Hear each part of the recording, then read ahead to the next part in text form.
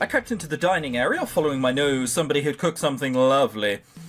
I was met by RC, Brendan, Ashley, and to my utter surprise, Ji-hyo. Ashley looked up and smiled when I came in. Hello, everyone. RC's here, which is unfortunate, and it's... The more I think about it, there are a lot of characters who I don't like in this game. I glanced at the plate loaded with food in the centre of the table. I don't know if perhaps I could have some? Afi scoffed and opened her mouth to respond, but of course, the more the merrier. As he glared at me but shut her mouth, the decision had been made. Well, it's not you fucking cooking, is it, Arcee?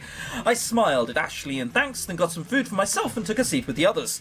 I hadn't seen much of Ji-hyo around the hostel, but it didn't seem like I would be able to get to know very well in this group of people. Arcee and Brendan were deep in a conversation about some spat between a celebrity couple, each on total opposite sides of the debate. Ashley kept trying to make peace, but they were not having it. Ji-hyo, meanwhile, quietly ate her food and observed. After a while, I drew out Ashley's attention and we began a conversation about different kinds of foods we liked in restaurants we had been to. Fucking hell, it's just the apex of conversation right here. We're talking about food. Ugh. I guess there's a common denominator, but we don't appear to have too many... Our character, Ogupigu, doesn't appear to have the most culinary reaches ever. Ji-hyo didn't join in, but she turned her deep brown eyes on me, and I grew hot under her gaze. It was so intense, like having the weight of 1,000 rocks hung on my shoulders. Is it the same, though? Or is it just someone in art school staring at you? Despite that, I actually got her to laugh a few times, and Ashley and I had fun. As the conversation went on, I suddenly noticed the rest of the room was quiet. Arcee and Brendan had stopped arguing and were now staring at me. I didn't know why, but their stares felt different from Ji-hyo's. Probably because Arcee doesn't like you. Arcee's especially made me uncomfortable. I'm almost certainly pronouncing her name wrong, but saying arse when saying Arcee it feels compelling enough that I want to keep doing it. I did my best to ignore the feeling of being judged and carry on. Eventually, we finished our meal, and I helped Ashley clean up after everyone else left. Thanks for another great meal, Ashley. She blushed and she shook her head. No problem. It was an odd evening, but a pleasant one. Well, we didn't get into any spats or quarrels with anyone. It's a start. While I was eating breakfast with Mark, Ji-hyo, and Ascii, James came in. Oh, brilliant. Two people who are lazy and one person you don't know how they're going to react. You. The yard again? It's not called a yard! It's called a garden! He closed his mouth and nodded. Bushes need trimming. Bye tonight or you're out. Ooh. How I take care of myself is of no business of yours. He left the room. We traded looks. There weren't a whole lot of bushes around the hostel, so it shouldn't be too large of a job, but it was still February, still cold, and there still wouldn't be much fun. Well, especially when you're going out in the thin shirt that Mark is wearing. We went outside, Mark walked away and returned with 3 pairs of garden shears. He gave one to Ji-hyo and one to Arcee and shrugged at me. There were only 3. Sorry, there were only 3? With that, he went to the end of the walkway. Arcee humphed and went to the other, and Ji-hyo started by the front steps. Well, I could just leave him to it, could I? Who should I help? Well, we've got to help someone.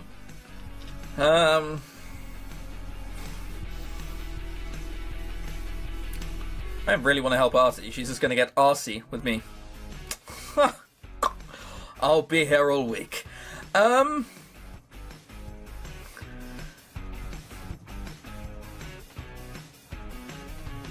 Alright, okay. Eeny, meeny, miny, mo. Catch a tiger by its toe. If it scribbles, let it go. Eeny, meeny, miny, mo. Well, shit. Hey, can I help you with that? By the way, that's called leaving it to the gods of democracy and fairness. Just so we know. Mark glanced over his shoulder and laughed. Of course not. Wait, what? I'll do it. I'm more suited to working in the coils than you anyways. Oi, that's a bit rude. Mark shrugged. I'm going to stop doing that French accent. Sit and talk with me, I'd like that. I think that'd be nice. Okay. I started off trying to ask him questions, but his replies were so short, nothing came of it. Instead, I started telling him the differences between the Grimm and the Perrault versions of popular fairy tales. I'd had a report on it in high school once, and it seemed like a good way to entertain him. He smiled as he listened, right up until he finished. He seems like the kind of person who'll smile regardless. Because he's certainly not smiling because you're entertaining. Another chance to explore the city. I set out in the opposite direction as last time, heading for King's Cross Station. Why be in London if you can't see the best sights? Apparently the station was remodelled at some point recently, but there was still a tourist spot at platform 9 3/4 in it. With, even. It was amazing that a series of kids' books made such a cultural impact that they were genuinely memorialised. I probably think if the films hadn't came out they wouldn't have been, but details. A familiar woman stood in the middle of the square before King's Cross Station, serenely painting the exterior of the new building. I ducked behind a food cart, despite the fact that I didn't need to. There were more than enough people wandering around, she shouldn't be able to notice me. I couldn't explain why I was doing this either, but something about her intensity intrigued me. Her face contorted this way and that, as if she was trying to embody great emotions, but it was just a building in front of her. What exactly was she trying to do? I don't know, give it eyes? Googly eyes? Put a cock on it? I don't know. As I watched, her brushstrokes grew shorter and more staccato. Don't know what that means. Faster? And she took more and more breaks to stand and stare at the canvas, cocking her head to the side. You're in front of King's Cross Station and you're not getting bumped into a shitload of people because you're standing there with an easel and paints? Like, wow, well done. Her shoulders hunched up to her ears and then she began stabbing the canvas with her brush. Uh-oh, she was getting angry. Maybe I ought to do something?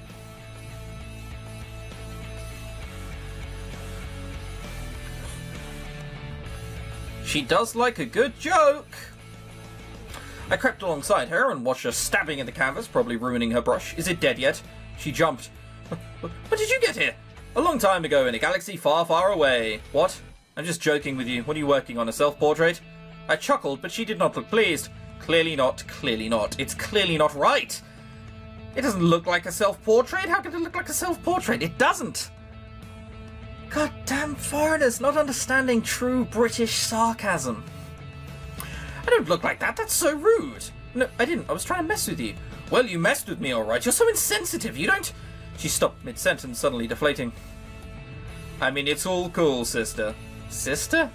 I get your groove, babe. It was a joke. Totally cool. Have you been talking to Brendan? What the hell is this? She sighed. Never mind. I think I'm done for the day. I'm gonna head back. Did you go into the station to see the platform already? Yeah, I did that already. Actually, I have an errand to run. I need to leave. Oh, okay. I got the feeling she didn't want me tagging along. I watched as she packed up her things and tucked the still wet canvas under her arm. I'll see you back at the hostel? I'm sure you will. In hindsight, making fun of her painting was a terrible idea. Way to go, Oggy Piggy. Nope, that's what I intended to do. Well, at least I could carry on with my sightseeing. We haven't even seen Big Ben yet. That's what everyone goes for. As it turned out, platform 9 3/4 was nowhere near platform 9. And he found it because the crowd of people waiting in line to have their pictures taken running into the wall. Amusingly, the new location was fairly near the station's complaints department for anyone who got too fed up with the whole thing. I think that's just because it's out of the way. And if you're a real commuter, you have to walk all the fucking way past the crowd who want to see platform 9 3/4. So that's a good thing for the complaints department to be in. I woke up early on Valentine's Day, feeling quite lonely. When I was a little kid, Valentine's was a fun day where everyone in class would trade tiny paper cards and candy hearts. But when we were older, it got weird to give Valentines to people who were just your friends. Since I'd never been in a relationship, I'd never gotten a serious Valentine. It was hard not to feel overwhelmed sometimes by all the romantic advertising and decoration around NYC. Yes, it's because they want you to buy stuff. Buildings flashed red with hearts and roses, couple posed by the love statue for photographs. Of course, James couldn't be bothered to decorate the hostel for a holiday, so at least there was none of that here. Still, I felt lonely. He seems like the kind of person that at Christmas you're going to get a bit of tinsel, one set of lights, and a small tree, and you can fuck off if you want anything else. Jinsu and Nene sent me their biggest wishes by email, but explained that postage was too expensive, so they didn't bother to mail me real cards. You can just get it done from Moonpig, mate. Whatever. Probably for the best, considering their going away present. They might think it was funny to send an obscene Valentine. This trip was supposed to be my fresh start at romance. Why was I still alone? I paged through old messages on my phone, feeling a little more sorry for myself. There was a quiet knock at the door, and I slid out of bed to answer it. Happy Valentine's Day, Oggy Piggy. Thanks. Ashley held a small wrap package out to me. What's this? I got you a present. Happy Valentine's. Ashley, I had no idea. Does this mean she liked me? No, I think she's the kind of person to just do this to everyone. I didn't get you anything. I feel terrible. No, don't be silly. I don't want anything in return. All I want is your happiness. Everyone should be happy on Valentine's Day. Fade me. All I want is your happiness. Shudder. At that point, I realised that she had a bag slung over her shoulder filled with tiny packages. I've got to give presents to everyone else. See you later. Yeah, see what I mean? It wasn't specifically for you. So it wasn't because she liked me, it was because she liked everyone. Well, it was still really sweet of her. I shut the door and eagerly unwrapped the present. A small stuffed animal grinned up at me, a bunny with glasses and a red scarf. He looked like a miniature Harry Potter. I laughed when I saw him. I set him on the nightstand next to my bed and smiled. Thanks, Ashley. Happy Valentine's to you too. Sad face. I passed by Ashley in the hall. Wait, that was strange. I'm sure when I first saw her, she was strutting down the hall doing a sachet as if she were walking down a catwalk, but when I turned to look again, she was walking normally. Well, yeah, probably because she was pissing around and... whatever. I guess I just had a weird image in my mind for some reason. Maybe I'm just feeling insecure about how pretty she is. She's really nice though, not like arsey. Maybe when I think about her. I shook my head and went on my way. Yeah, occasionally you'll rock out whilst you're by yourself. If you catch someone else, you're going to stop doing it. I came back to my room to pick up a notebook I'd forgotten. What's this music? Have you found life on another planet? Jesus. And passed by Danny in the hall, looking sombre and with eyeshadow aplenty. His face was dark, an expression I'd never seen before on it. He looked furious, but not in a blind rage. He had the eyes of a man plotting a very cold revenge. It was so out of place compared to his normal demeanour that it was almost as if he were possessed. He saw me after a few seconds and smiled. Oh, hey, Oggy Perfectly normal, like nothing was ever wrong, except for the shiver running up my spine. I have to go. I hurried to my room and closed the door. Whatever was wrong, I had nothing to do with me, I hoped. How am I not on good terms with Danny? What? As Angelo and I were making our way to the elevators, Arcee called out to me. Oggy, someone reported a missing mobile after you and Angelo cleaned their rooms. You wouldn't know anything about that, would you? But no, what are you talking about? Arcee giggled. Oh, nothing. I frowned, but tried to ignore the sinking feeling on my stomach at her sing-song tone. Angelo and I continued to the elevator. As soon as the doors closed, he turned to me. Empty your pockets. What? But I didn't take anything. Empty them. I did as he said, rummaging through the folds of my maid uniform, and suddenly my hand struck something solid. What? I pulled out a small flip phone, nestled deep in my uniform. But I didn't... I looked at Angelo, who narrowed his eyes. Give it to me. I did as he said, so scared I couldn't speak. Was I going to lose his job? There must have been some mistake. The elevator doors opened. Angelo went straight across the hall to a potted plant and shoved the phone in there. Don't worry, you're fine. I stared at him, trembling slightly. He shook his head. Forget about it. Let us go to work. Did Arcee just set me up? And Angelo saved me. So he knew what she was doing to me, and he was on my side. A flood of warmth filled my heart. Look, Angelo isn't evil. His goodwills are just slightly misplaced. Thank you. Yeah, just hurry up or we won't be finished in time. Yes, sir. Yes, sir. Classic. I was in the library working on some computer problems when suddenly Peggy ran up to me.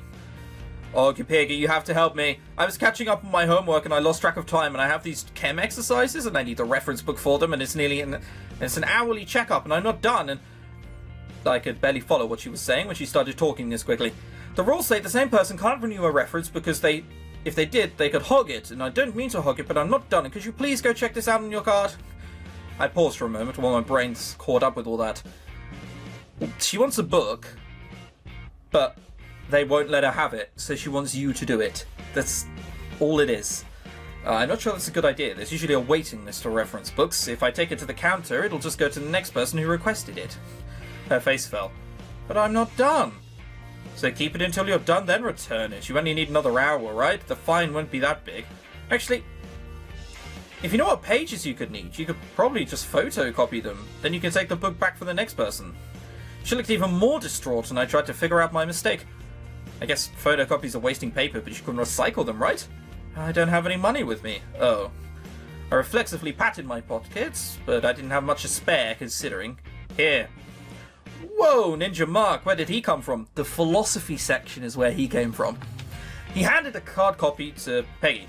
Get what you need, then bring it back. Without even waiting for a response, he turned around and walked back towards the philosophy section. Huh, he's not so bad sometimes. He's not evil! You guys just...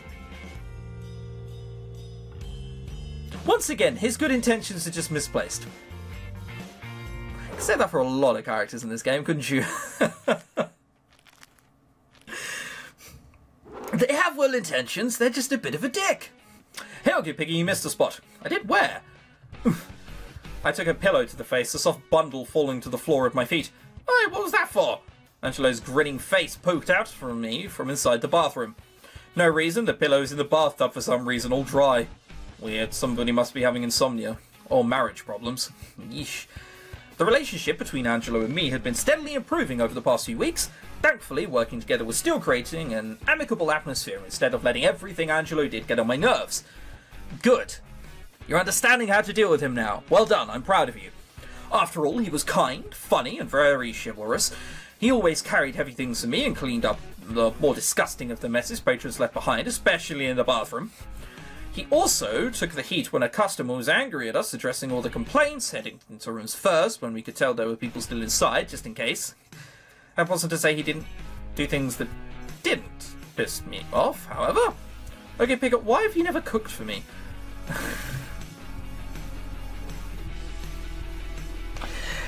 You can't just ask people that! It's 2017, Angelo! Pardon me?